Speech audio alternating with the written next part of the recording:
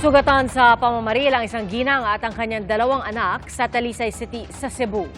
Ang namaril, ang kanilang padre de pamilya. Saksi, si Alan Domingo ng GMA Regional TV.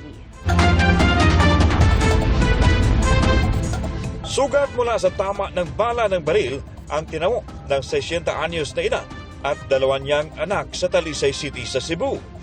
Ang may kagagawan daw nito, kanilang padre de pamilya. Pasado alas 6 ng umaga kahapon habang naghahanda ng almusal, ang pamilya ay dumating daw ang suspect na isang retired seaman. Bigla raw niyang binaril ang asawa na tinamaan sa kanang balikat. Sunod daw na binaril ang anak na babae na nadaplisan sa dibdib.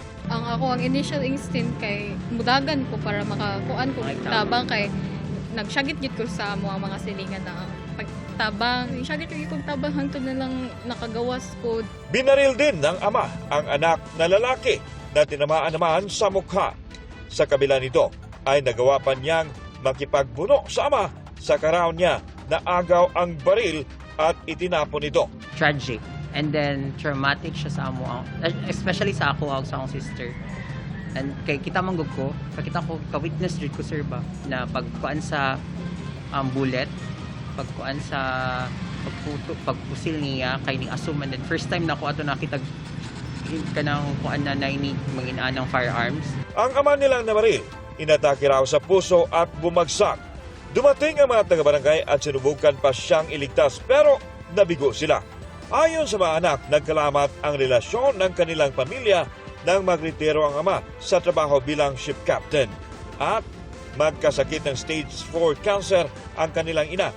Nananakit din umano ang kanilang ama at nasaksak pa ang anak na lalaki pero pinatawad daw siya at hindi ipinakulong. Makapasangit ko sa akong kagalingon kay sa tanan-tanan tao na willing siya ning storya sa iyang problema sa iyang kinabuhi o pagkabata niya kaya kurang yun.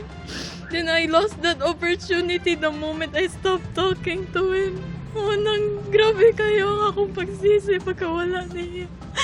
Ayon sa pulisya, patuloy ang investigasyon nila sa insidente. Hindi pa naman natin sinasabi ni case close. Imbestigahan natin for the sake po ng truth ng about the facts and circumstances sa totoong nangyari po doon sa pagkamatay ng ating suspect at the same time sa pagka-wounded ng ating mga biktima. Patay rin ang isang tricycle driver matapos barilin sa tabi ng kalsada sa barangay Hines sa Zaraga, Iloilo. Ang suspect, chief tanod ng barangay.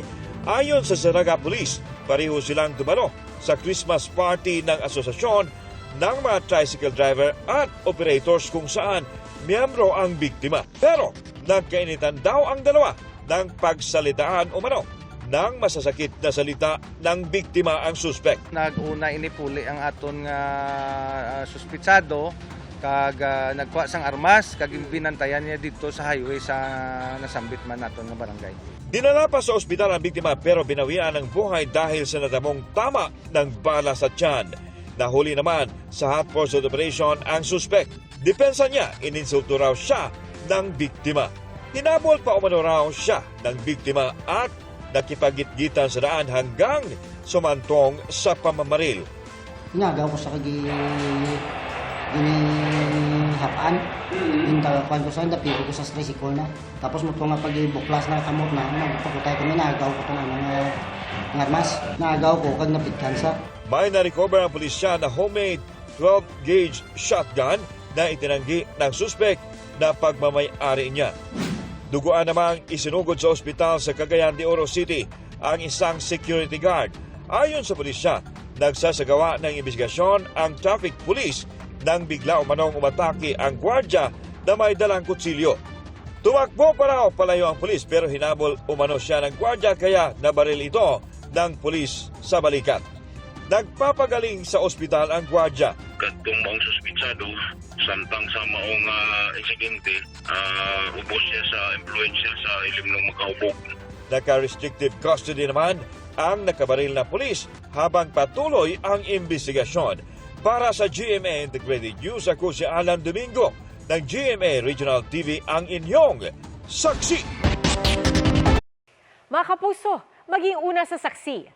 Mag-subscribe sa GMA Integrated News sa YouTube para sa iba't ibang balita.